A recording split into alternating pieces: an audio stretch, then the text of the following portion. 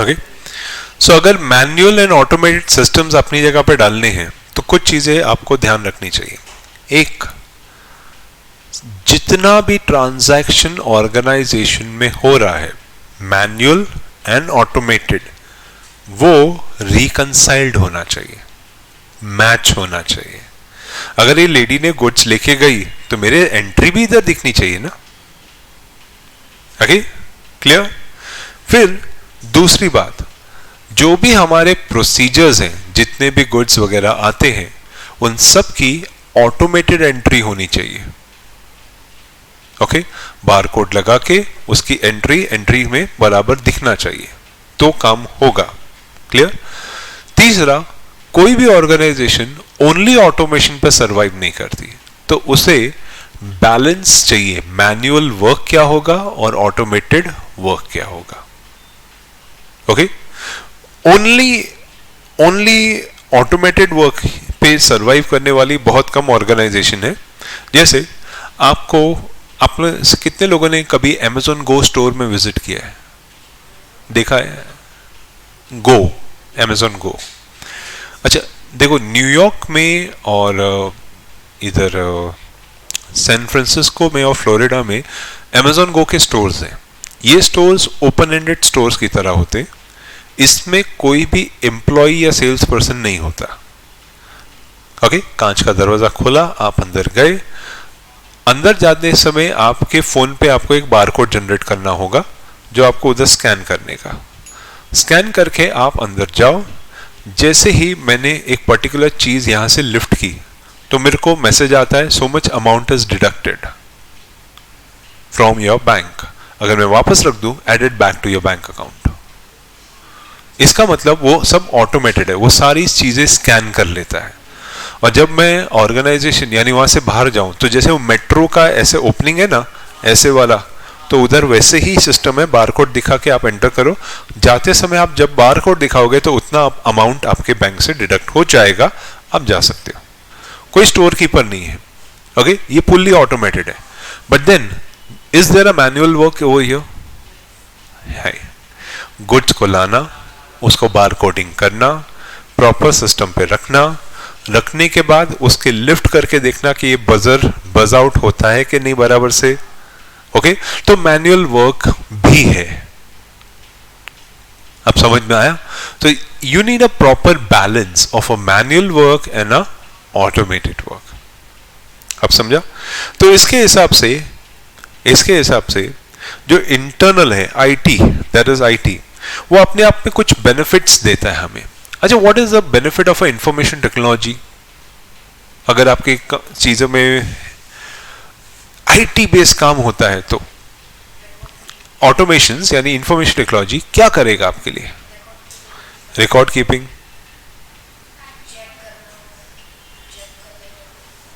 Check करना चीजें बराबर से हो रही है. Okay, checking, yes, information promptly available. और सोचो क्या होगा. You have an information technology in your organisation. Okay, what is the benefit? Why do you need it? What will you get out of it? Solving the errors. What else? Think it.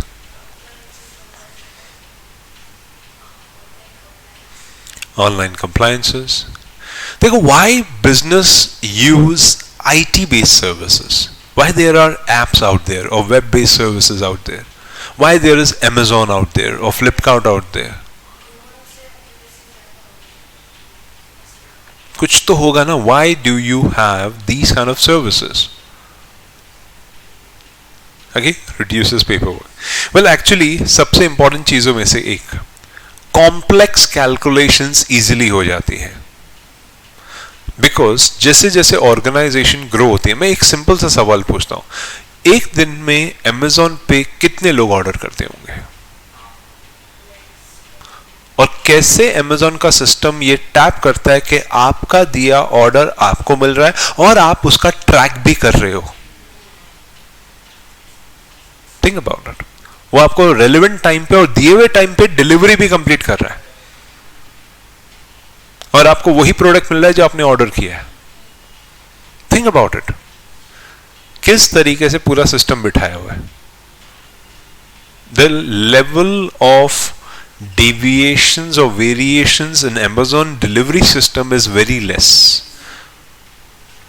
Okay हाँ, बस ये एक issue हो जाता है कि कभी कभी प्रोडक्ट्स डिफेक्टिव निकलता है, तो वो जो वेंडर ने भेजा है Amazon उसके ऊपर टूट जाता है, नहीं तो द लेवल ऑफ डेविएशंस और variations are very less. Okay, so ये एक सिस्टम होता है, उसी को बोलते हैं टाइमलीनेस। चीजें प्रॉम्प्टली टाइमली मिलती है। Why need IT based service? Because we get it in timeliness. Why we need IT based services? Because as she said and others said, analyzing your information.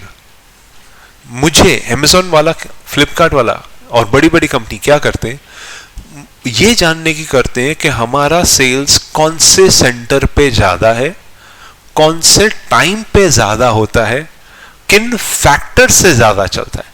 Diwali पास आती है, Amazon सेल, तो इनको ये पता करना होता है ना किस टाइम पे कौन से फैक्टर। 26 जनवरी, 15 अगस्त, ओके। फिर उनको ये देखना होता है कि अगर 15 अगस्त से मिलने वाले 3-4 दिन छुट्टी है तो अपना सेल्स उससे हफ्ते भर पहले रखो, क्योंकि छुट्टी पे जाते समय शायद वो कुछ लेके जाएंगे। If I keep my sale exactly when they have a holiday, definitely they will not buy because they may be on a holiday. So I have to attract them before holiday. Clear? See, this is how the strategies are working out there. Okay? And then enhance the ability to monitor things. जैसे जो जैसा हो रहा है वो कैसे चल रहा है। Do you know there are people out there in Amazon and Flipkart, everyone, who are supervising the daily flow and activity? जैसे आपको ट्रैक ऑर्डर्स आते हैं ना, उनके पास भी वो पूरा है, कलेक्शंस कब हुआ, डिलीवरी कब हुई। आप कभी Amazon या Flipkart पे देखना, पूरा आपको शीटर दिखता है, कब वहां वो हुआ, डिलीवरी कब कंप्लीट हुई, गोडाउन में कब पहुंचा। और सबसे अमेजिंग थिंग, उन्होंने वो शीटर्स आपके साथ शेयर कर रखा है, छुपाया नहीं है, आपके साथ शेयर कर रखा है, तो आपको भी मालूम है कि कब हो रहा है। और आपको एक अपॉर्चुनिटी भी देते हैं कि आप तब तक भी ऑर्डर कैंसिल कर सकते हो if you change your mind. लेकिन ये चीजें वो नोट करते हैं कि आप कितना ऑर्डर कैंसिल करते हो। ओके, ये भी चीज वो नोट करते हैं।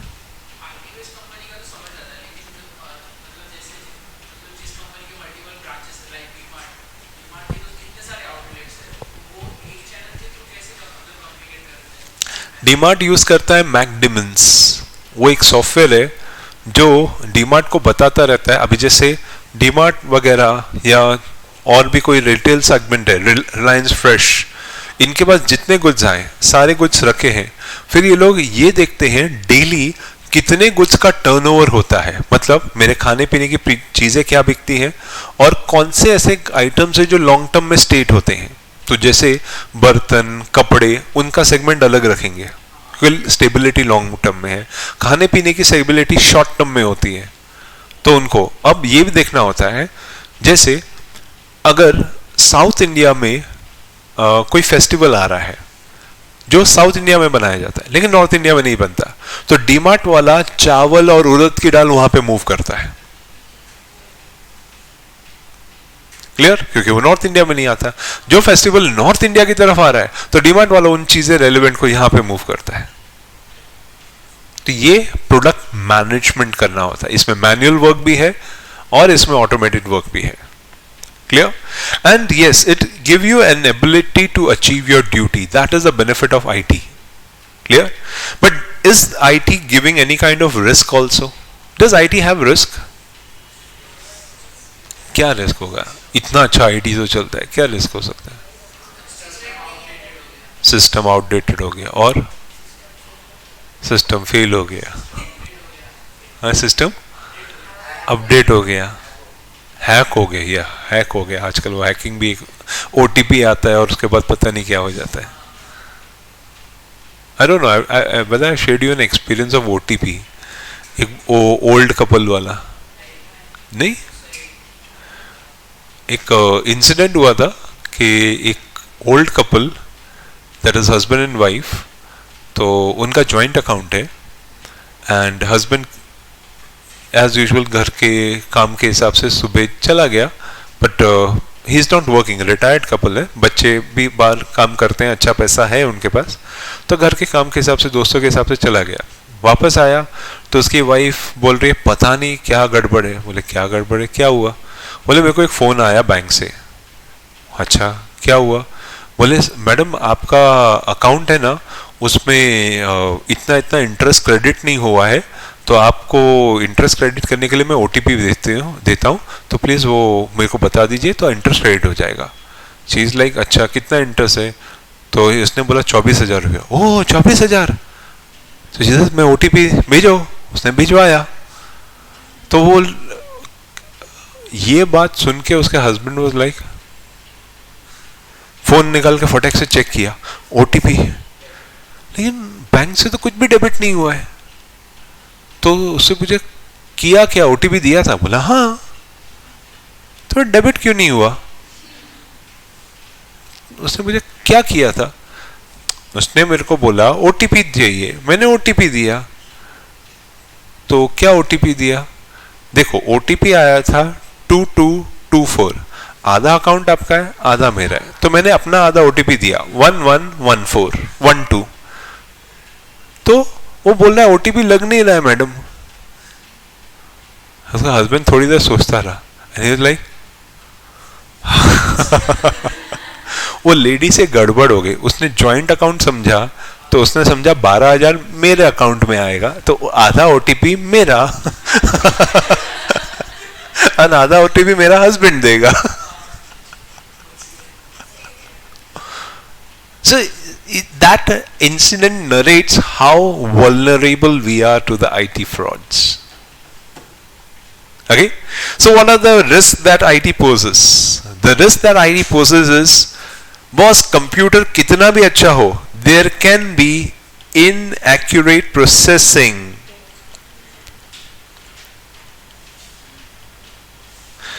कितना भी अच्छा हो, लेकिन देयर कैन बी, और कभी कभी ये होता भी है, Amazon की कोई डिलीवरी कहीं और पहुंच गई।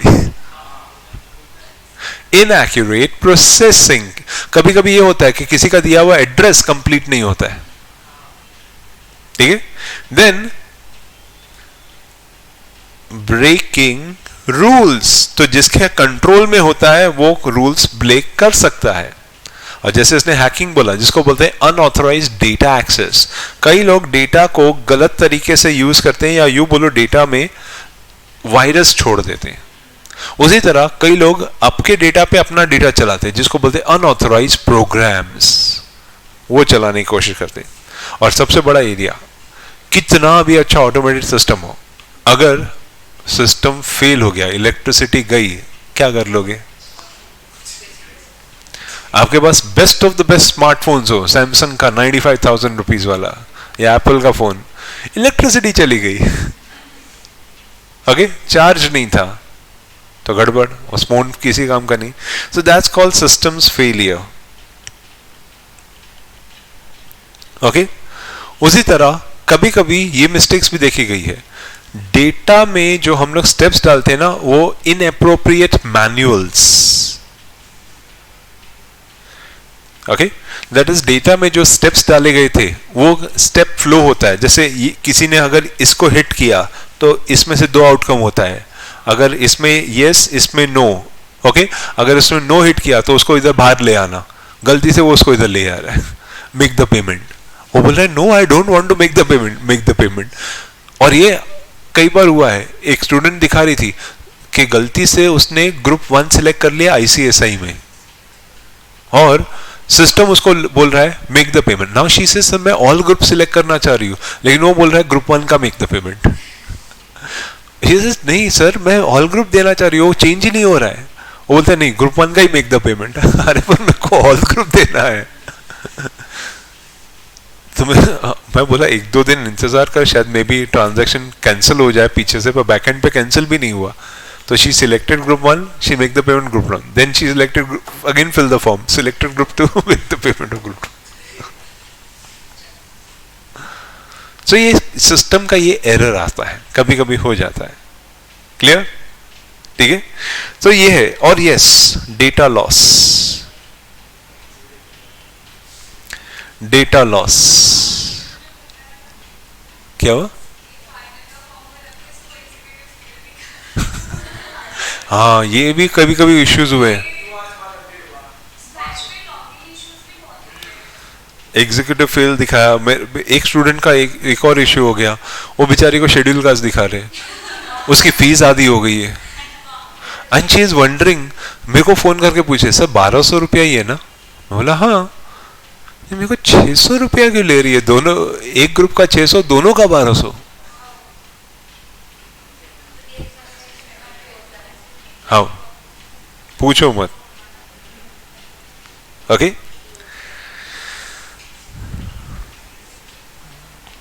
फाइन। तो ये कुछ तरीके। और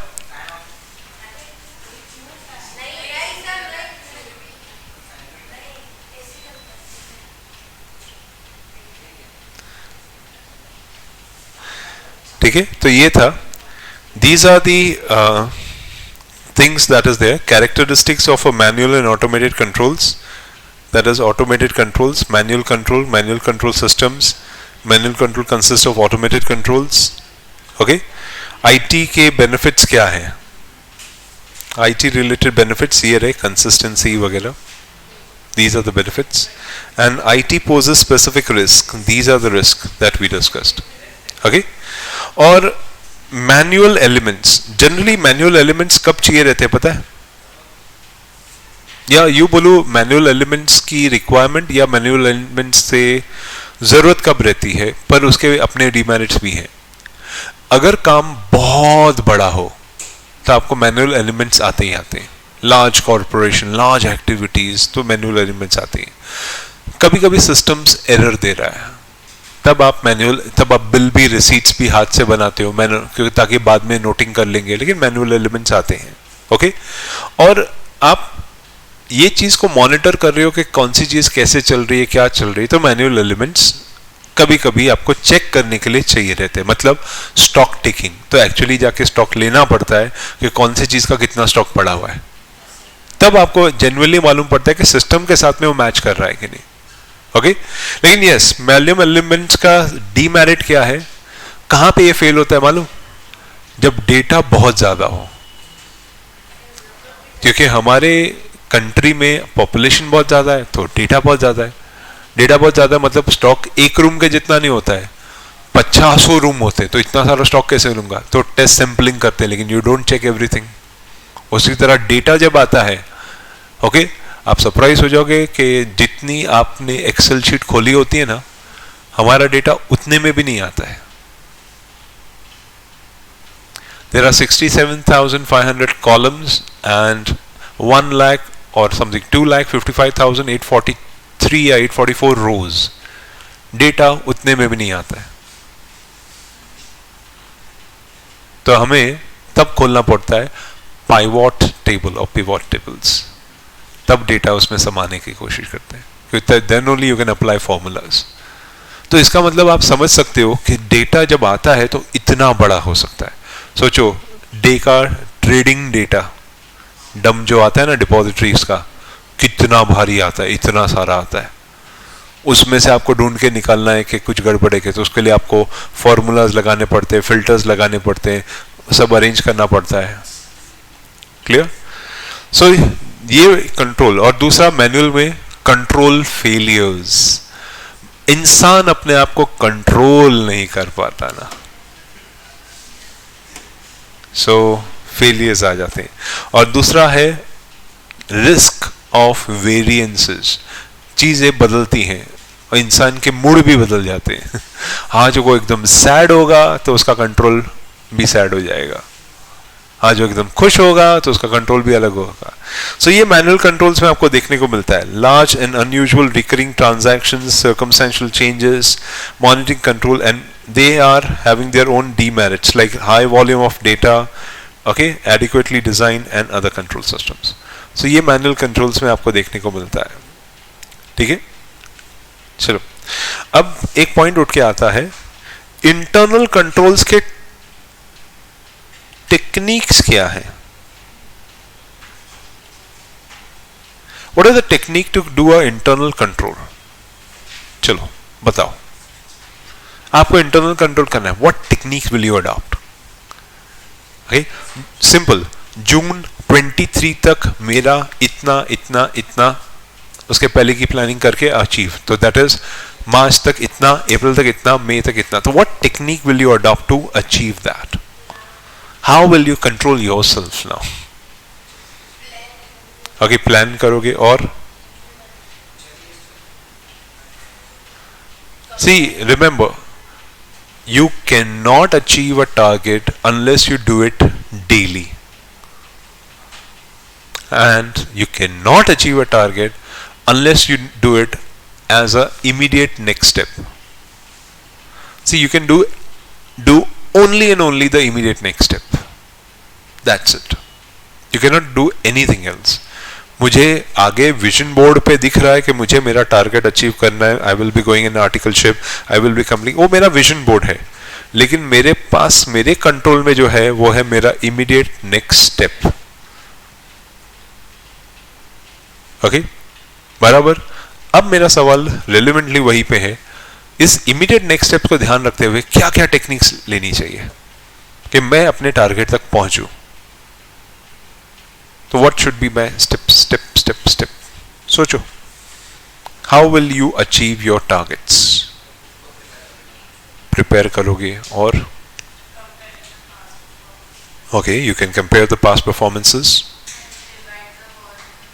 okay, segregations or divisions of the work. Responsibility, assigning responsibility. Okay, test yourself regularly.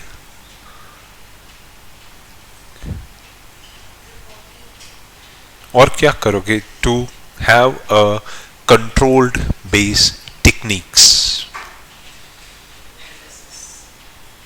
Okay, fine. Abhi you will be actually surprised these things you can actually do to have a control based techniques.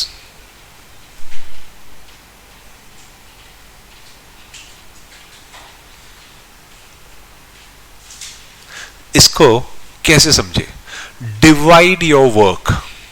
A clear division of work is the first thing. Why? Because you can do the next immediate step.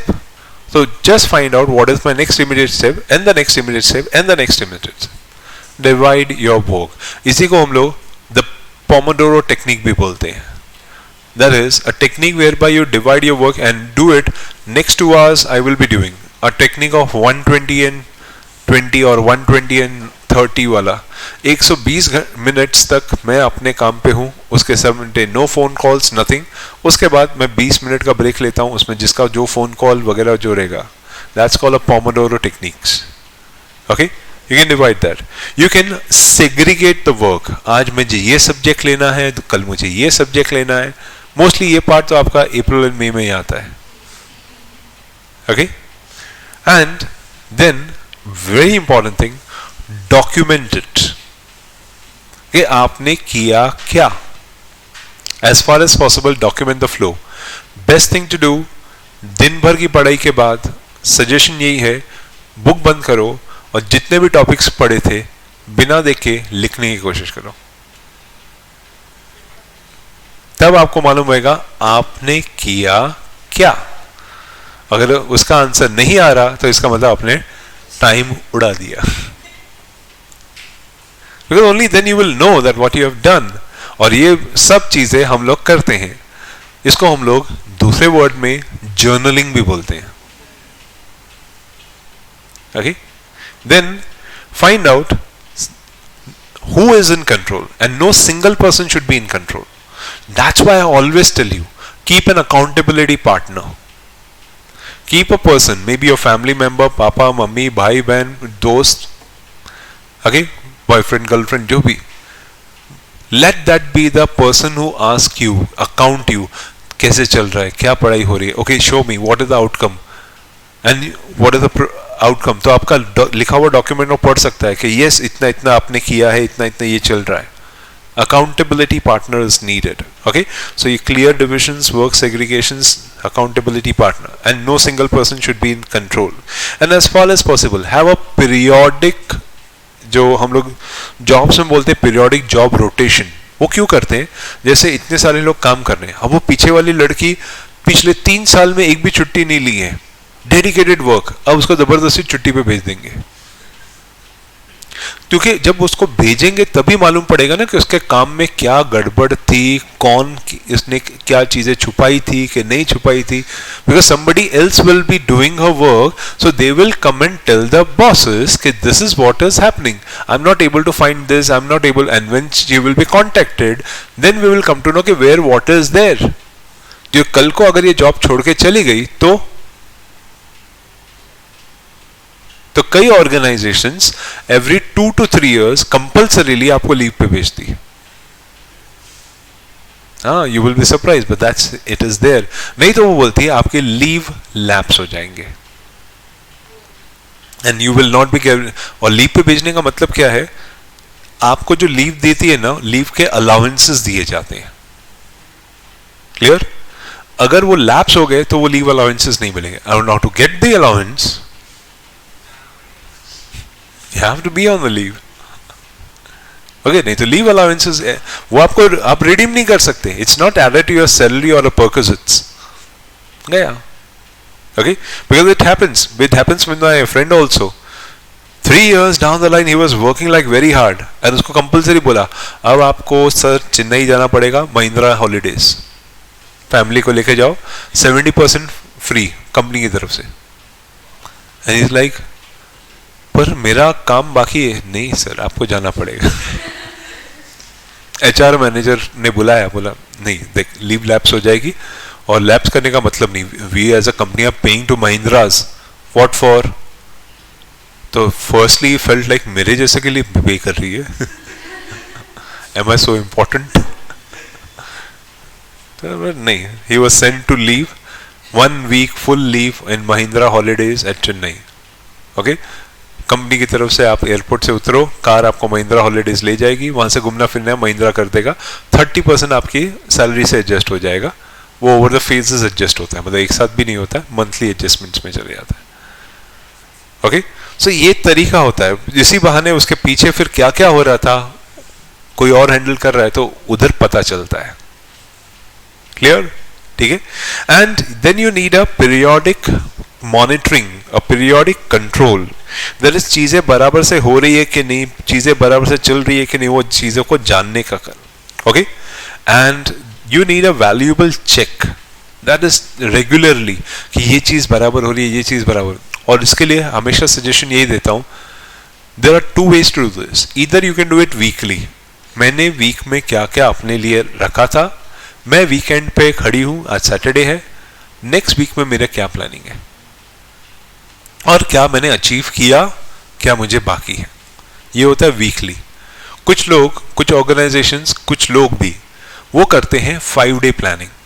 तो एक महीने में 6 बार, 5th day, 10th day, 15th day, okay, 20th day, 25th day, every 5 days they do checking, ताकि वो इस चीज का जो चल रहा है उसका टैप ना छोड़ दे, उसकी रेगुलर प्लानिंग ना छोड़ दे.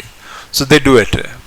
ओके, तो 5th डे प्लानिंग में क्या करते हैं, एवरी 5th डे के बाद 6th डे और the 5th day itself they wake up early in the morning, something like 4:30 और something, and they have a conference. Okay, don't worry, I am also one of them. तो सुबह के 4:30 बजे हमारी conference call शुरू होती है. क्या चल रहा है, कैसे चल रहा है, अच्छा इसका ये है, इसका ये है, हम लोग क्या कर रहे हैं.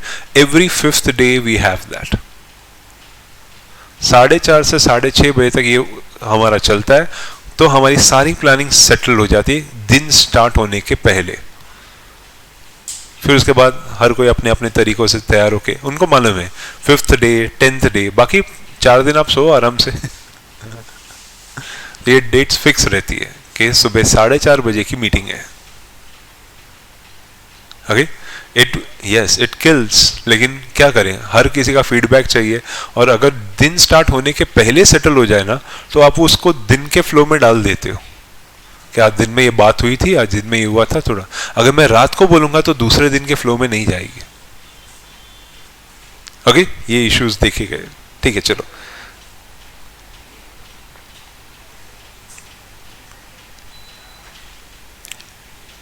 Clear?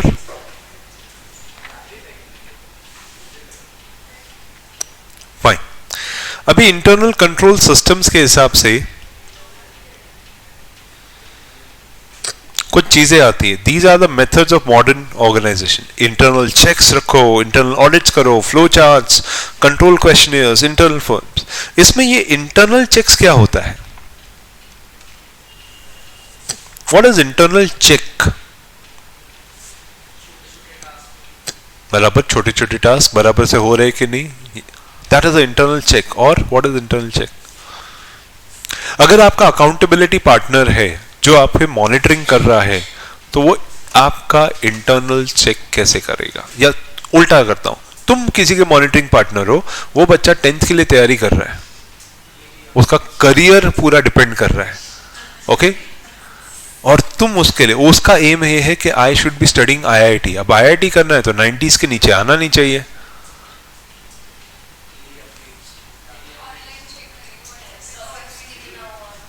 Okay, maybe your relative staying at your own house. Okay, अब मम्मी ने बोला इसको मदद करना 10वीं में, एंड यू लाइक मेरी तो ऐसी निकली थी पूछो मत.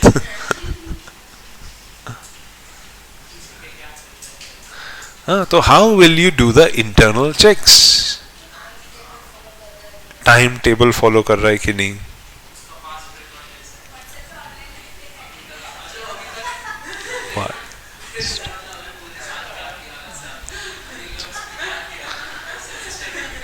Very good. Okay, the thought speaks up. Okay, fine. So internal checks किस तरीके से ले डाउन होते हैं? आपको ये देखना होता है कि जो उसको टास्क दिया जाता है दिन के एंड पे वो खत्म करता है कि allocation of duties and responsibility is done. If not done तो रात को तुमको उसके साथ बैठना पड़ेगा, ये याद किया क्यों नहीं? ओके, यू हैव टू याद किया, उसके दिमाग में ढलना पड़ेगा द इम्पोर्टेंस. तुझे आईआईटी अचीव करना है, ये जो टफ है ये करना पड़ेगा. ओके, देन उसके बाद you have to do the allocation of responsibility or authority. कभी कभी ऐसा होता है आप सारी रिस्पॉन्सिबिलिटी न लेते हुए उसको ही दो, तो तब जाके इंटरनल चेक्स इफेक्टिवली मॉनिटर हो जाता है कि आप सामने वाले को बोलते हैं तुझे ये करना है और तुझे ही मॉनिटर करना है. इस प्रेजेंट सिचुएशन में आपकी हालत वैसी है कि आपकी अकाउंटेबिलिटी भी आप ही को देखनी है. एक टाइम था जब मम्मी, ट्यूशन टीचर्स और ये सब देखते थे, तो वो टाइम पे आपकी खुद की परफॉर्मेंस एक अलग लेवल पे चलती थी. ओके, उस टाइम पे आपको पढ़ना नहीं था लेकिन पढ़ाया जा रहा था. आज पढ़ना है, कुछ करना है. ओके, बट अब कोई सपोर्ट करने वाला नहीं. अब ऐसा है, दुनिया ने छोड़ दिया, कर लो जो करना है. ओके, या तुम्हें जो बनना है बनो. अभी पापा मम्मी बोलते हो गया ग्रेजुएशन, और कितना, बस. ठीक है. एंड अमेजिंग थिंग, गलतियां तो होती है लेकिन बड़ी गलती बहुत भारी रिजल्ट देती है. इसलिए इंटरनल चेक आपके फ्रॉड डिटेक्शंस के लिए बहुत यूजफुल है. ओके, और ये बड़ी गलती भी ऐसे होती है जैसे किसी को वेट कंट्रोल प्रोग्राम करना है और पार्टी में उसने दबा के खाया यार, वो वेट अनकंट्रोल प्रोग्राम पे हुआ है. That is nothing but fraud on my own commitment. Clear? And another thing, methods of keeping measures and bookkeeping is an important part. Okay? Another weight control program के बारे में बताता हूँ. Because I remember जब मेरा भी पेट बढ़ने लगा था, and when I went to that trainer, पहले टेप लेके measure किया, and he used to write it on the board, and I was like, numbers speaks up. Yes, it does. And उसके आगे का फिर मैं बोला अब तेरे को लिखने की जरूरत नहीं रहेगी, I will write it. Genuinely, then I started working out, तो ताकि numbers gradually बराबर से आ जाए. तो ये करना पड़ता है. It doesn't happen. Okay? मैंने ये चीज समझ ली that nobody can control your weight other than you yourself. और very famous statement coming from the book of As. Okay, nobody can shit for you. That's high. That's true that hard labor अपने को ही करना पड़ता है. Okay, but that's how the internal checks also work. Methods of control, book entry, चीजें बराबर से हो रही, ये सब चीजें जब अपनी जगह बराबर होगी तब मुझे मालूम पड़ेगा चेक बराबर चल रहा है कि नहीं. Okay, so that's what it is. The proper accounting is a prerequisite. Allocation of duties should be trustworthy people. Internal check is the allocation of work in such a manner so that the efforts check on day-to-day basis, and where a person is automatically checking the another's person work. Internal check refers to the allocation of duties that the other person is checking the other person's work. What is the important objective of internal check? ये internal check से मुझे करवाना क्या है? काम करवाना है. कैसे? कैसे कैसे मैं इंटरनल चेक को ले डाउन कर रहा हूं?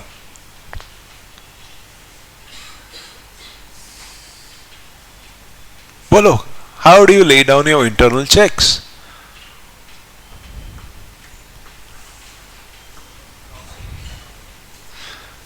डिवाइड कर दो वर्क को. ओके, और क्योंकि मैं इसलिए बोल रहा हूं क्योंकि एग्जाम के टाइम पे पढ़ते समय तुम्हारे दिमाग में यही सब ख्याल आने वाले हैं. यही सब आएंगे. ये 20 मार्क का है तो दिमाग में बराबर से ख्याल आने चाहिए ना. तो यही सब आने वाले. Divide the work, segregate the work, do this, do that. फिर next question, what is internal control? अभी ऊपर इंटरनल चेक में वही तो लिखा था यार, वापस से उल्टा करके लिखना पड़ेगा.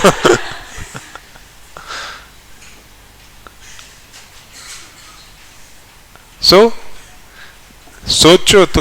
Okay, I want you, that's why I want your thinking ability. एक कंपनी का इंटरनल चेक, अरे कंपनी छोड़ो, अपना खुद का इंटरनल चेक के बारे में सोचो तो भी आंसर बाहर आ जाएगा. सोचो आप, अभी जैसे मैंने वेट लॉस की बात की, कोई वेट लॉस प्रोग्राम पे है, कोई अर्निंग मनी प्रोग्राम पे है, तो how do you keep a check? सोचो.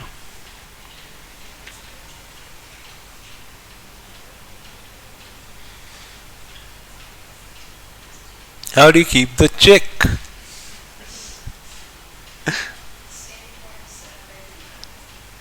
डे टू डे असेसमेंट करते हैं सर. सर बोल रहा है. ओके, तो is saying sir day to day assessment करते हैं तो इससे इंटरनल चेक आ जाएगा.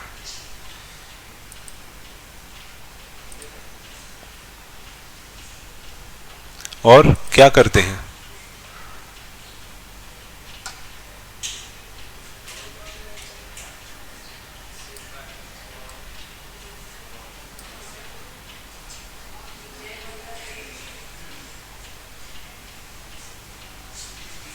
ओके, और क्या करते हैं?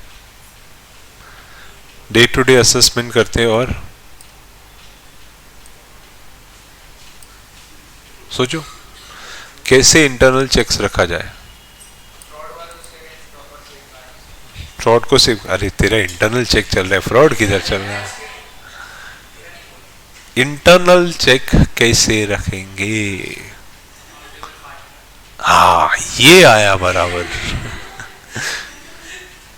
इसको बोलते हैं you have to assign duty to a specific person. When you assign a duty to the person, that's when somebody observes are you doing your duty और नॉट. ओके, ऑर्गेनाइजेशन में why do you think the manager is hired? Okay, because lower level के employ बोलते हैं that bloody hell does not know anything and he keeps roaming and roaming. ये बराबर हो रहा है, ये बराबर हो रहा है, उसको पता भी नहीं है बराबर में क्या बराबर हो रहा है. he never takes a measurement scale and measure also. okay, I have seen एक थर्मोमीटर बनाने की फैक्ट्री है. okay, वो जो कारीगर है वो लोग बनाते हैं, मैनेजर बस आके बोलता है बराबर है. मतलब उसको येड़े को समझ में भी आता है मर्क्यूरी कितना ऊपर गया, हम लोग ने मर्क्यूरी प्लांट में कैलिब्रेशन कैसे किया, बराबर है. उसको किसी ने तो ये भी बोला था सर उसको सेल्सियस और फ़ारेनहाइट का डिफरेंस भी नहीं मालूम है. उसे पूछ के कभी देखना. लेकिन वो मैनेजर है, वर्कर से काम करवा के लेता है. Because you need to assign the duty to some person who will get the work done? वो प्रोडक्शन, हाँ प्रोडक्शन उसके बराबर आती है, टाइमली आती है, तो मैनेजर है। Clear? So that is one of the way, and you have to obtain physical and financial controls, तब आप इंटरनल चेक्स रख सकते हो। इसलिए बोला the number is the game. अगर आप वेट लॉस प्रोग्राम रख रहे हो, सामने नंबर रखो, every day measure yourself, the number is the game, because then you see कि बॉस मेरा वेट बढ़ रहा है मुझे कुछ करना पड़ेगा। Again, yes, the number speaks up, and that's why financial things speaks up. Okay, and छोटी छोटी चीजें आपके ऑपरेशंस को तकलीफ देती है, दे आर कॉल्ड बॉटलनेक्स। उन चीजों को, उस ऑपरेशंस को ठीक करना जरूरी हो जाता है। ओके, जैसे बेसिक एग्जांपल के तौर पे बात करूं, आज ऐसे ही दोस्त लोग मिलने आ गए, चल यार चलते हैं बाहर। कल ही ट्रेनर को बोला था I will do triple workout आज बोल रहा है चल यार चलते हैं बाहर, कुछ मस्त खाएंगे, गया। So that's where you need that छोटा छोटा bottlenecks, you need that things of operations to be properly put into the place. कि अगर आपको आउटिंग भी करने का, okay, 1 day in a 15 days, तो we do that। एक दिन होगा जो no training, nothing, okay, वो रखना पड़ता है, that's called a free period। Okay, sometimes I keep it 2 days, sometimes I keep it 1 day, but I have to keep it. And not only me, there are many other like me, मतलब हमारे साथ तो पूरे काफी सारे group वाले हैं, so we keep that period, that's a free period। उस दिन सुबह जल्दी भी नहीं उठना है, उस दिन अब फ्री पीरियड है हमारा, so we keep that so that our body relaxes out। So also organization keeps that period जहाँ पे आपको आपके वर्क से फ्री करते हुए वो चेक्स रखती है कि छोटी छोटी चीजें कहाँ पे खराब हो रही है, उसको कैसे ठीक किया जाए। Okay, clear? And as he said, fraud वगैरह, तो इंटरनल चेक को ये रखना बहुत जरूरी है कि फ्रॉड एंड एरर्स चीजें टाइम पे स्क्रूड अप हो जाए, टाइटन अप हो जाए। ओके, नहीं होंगे तो वो इम्बैलेंसेस ले आएंगे। इंटरनल चेक का पर्पस ही ये होता है कि कौन क्या कैसे काम कर रहा है, मुझे टाइम पे वो चीज मिल रही है कि नहीं मिल रही है। ठीक है, and important thing, internal check सही है कि नहीं, develop a system. Only systems will help you to have a proper control. That's where internal checks के main objectives comes into picture. See, here it is. Okay, assign to work, obtain the physical confirmation, facilitate a breakdown, frauds and errors, and develop a specific system.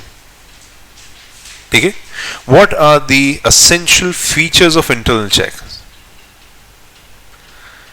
Okay, एक internal check में आप क्या क्या चीजें देखते हो? अगर एक इंटरनल चेक बराबर हो गया तो क्या हो जाएगा? ओके, काम बराबर से होने लगेगा, सिस्टम बराबर से चलेंगे, रिव्यू करना आसान हो जाएगा,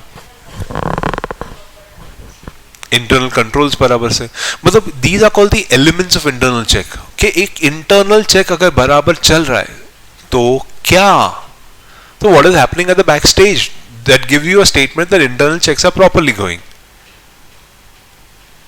Because something has to happen at the backstage to get things done. Clear? तो उसको हम लोग ये बोल सकते हैं, there are proper work division। हर किस पर्सन को as far as possible उनको पता है कि उनको क्या काम करना है। Okay? Then you can say responsibilities are defined। किसके लिए क्या क्या चीजें हैं। Then you can say control levels, absolute, relative, दोनों डिफाइंड है, किसके पास ज्यादा है किसके पास कम है, हमने पूरा डिफाइन कर रखा है, तो इंटरनल चेक्स बराबर है तभी। Clear? And not too much of confidence, हम किसी एक के ऊपर पूरा डिपेंडेंट नहीं है। चेक्स का मतलब होता है there is a balance, it is like two bamboos holding each other properly.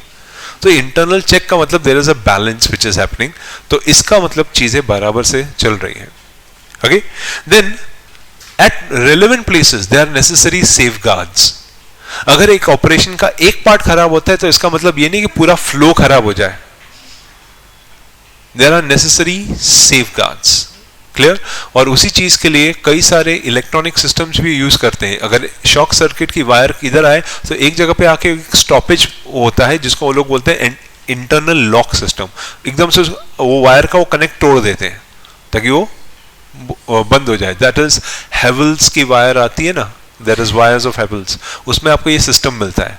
अलग अलग जगह पे जाके देखो एकदम मोटा मोटा है बीच बीच में, तो जैसे वो शॉक सर्किट होगा एकदम से टूट जाएगी वायर। तो they have kept the internal checks in that place.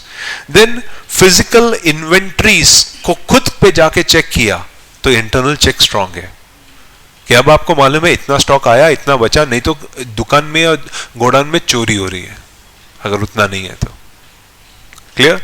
Than company के एसेट्स प्रोटेक्टेड है, ओके, क्योंकि कंपनी के गोडाउन्स होते हैं। कई बार ऐसा होता है कंपनी के एसेट्स आपके हैं, यूज कोई और कर रहा है। ओके ऐसा एक केस भी देखा था हम लोग ने जहां पे कंपनी के गोडाउन है पर गोडाउन में लाइट नहीं चलती है, बाजू वाले के घर पे लाइट चलती है। तो कंपनी की जो वायर गोडाउन में आनी चाहिए वो उसने निकाल के अपने घर में डाली हुई है और बिल हमें आता है कंपनी वाले को। तो जब स्टॉक विजिट्स होती है, पहले क्या हो रहा था, स्टॉक विजिट डे टाइम पे हो रही थी, तो डे टाइम पे कभी वो लाइट का इशू पता नहीं चला। It's so happened one time के स्टॉक विजिट्स रात को की गई कि चलो भैया आज जल्दी जाना है तो रात को स्टॉक विजिट करते हैं और रात को ही निकल लेंगे। तो जब रात को की तो एकदम अंधेरा, और लाइट जलाओ लाइट नहीं जल रही। क्यों नहीं जल रही? बस ये क्यों नहीं जल रही ने सारी चीजें पोल खोल दी कि हमारी कंपनी की वायरिंग गोडाउन की दीवार को टच होके सामने वाले के घर में चली गई है। उधर जिसका झोपड़ा जैसा घर था उसने पूरी वायरिंग खींच के अपने घर में डाल गया, बिल अपने को आ रहा है। सी यहीं पे देखो इंटरनल चेक कहां पे फेल हो गया। इसका मतलब आज से पहले मैनेजर ने कभी रात को आके चेक ही नहीं किया, क्योंकि अगर चेक किया होता लाइट नहीं चल रही तो पता चलता। ठीक है। देन प्रिवेंट लॉस और मिस अप्रोप्रिएशन, दैट इज अगर कोई गड़बड़ हो रही है तो उस चीज को रोकने की कोशिश करना, ये भी एक एलिमेंट ऑफ इंटरनल चेक है। ओके और ऑफिसर्स को जो ड्यूटीज देते हो ना वो सोच समझ के देना, judicious delegations of duties, that's one of the way. And reduce auditors work, अगर आपका चेक स्ट्रांग है ना ऑडिटर थोड़ा लीनियंट रिलैक्स्ड हो जाते हैं, क्योंकि वो आके सबसे पहले यही चेक करते हैं कि इंटरनल चेक्स, ऑडिटर ने चेक किया इन्वेंट्रीज, आपने बताया 5 आइटम्स है इधर गोडाउन में, ये इतना है, इतने इतने क्वांटिटी पे ये तारीख को खरीदा है, पूरा स्टॉक रजिस्टर चेक किया, जाके चेक किया एग्जैक्ट मैच हुआ, ही इज लाइक, मतलब उसको वो विश्वास आ गया ना, अब he is very much relax. अब आपका इन्वेंट्री वो पूरा 6 महीना चेक नहीं करेगा, और अगर विश्वास टूटा ना वो हर महीना जाके चेक करेगा। ओके तो ये इश्यू ध्यान रखना होता है कि इंटरनल चेक्स के हिसाब से ऑडिटर्स, देखो ऑडिटर इतना समझता है कि वर्किंग प्रोग्रेस होता है। अगर आपने बोला ये तारीख को इतनी इन्वेंट्री थी तो इन एंड आउट दोनों कैलकुलेट करके वो समझ लेता है कि कितना है। ओके लेवल ऑफ वेरिएंस भी वो जानता है, लेकिन वो वाइड वेरिएंस हुआ ना तो गड़बड़ है। Okay fine.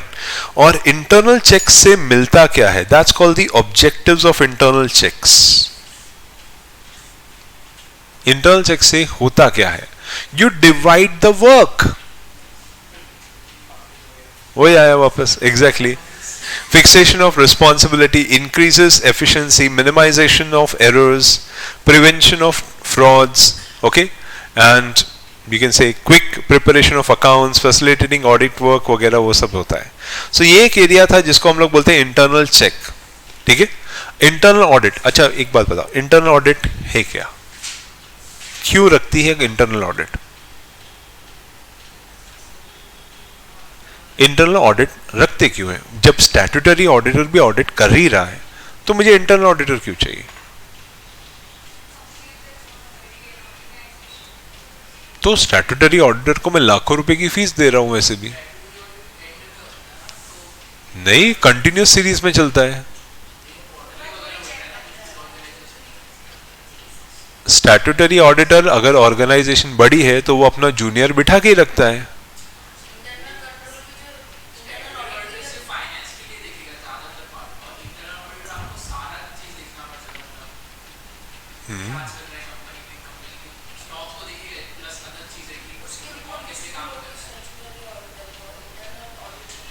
इंटरनल ऑडिटर की रिपोर्ट यूजफुल होगी, डे टू डे असेसमेंट होगा, इंटरनल ऑडिट चाहिए क्यों?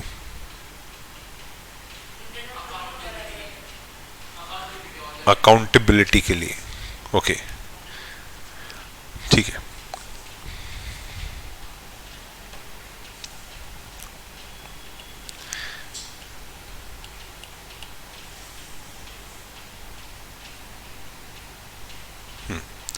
से इंटरनल ऑडिट क्यों चाहिए? इंटरनल ऑडिट इसलिए चाहिए कि सबसे पहले इंटरनल कंट्रोल्स कैसे चल रही है ये जानने के लिए।